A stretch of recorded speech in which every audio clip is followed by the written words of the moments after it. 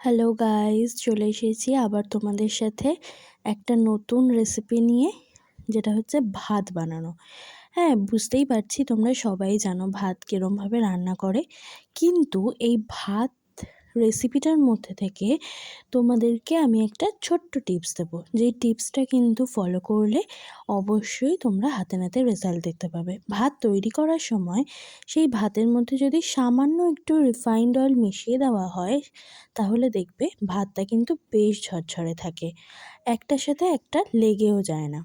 একবার ট্রাই করো, আর ট্রাই করে আমাকে অবশ্যই জানিও কিন্তু রেজাল্ট। ভিডিওটা যদি ভালো লেগে থাকে তাহলে অবশ্যই একটা লাইক, শেয়ার আর সাবস্ক্রাইব করে পাশে থেকো।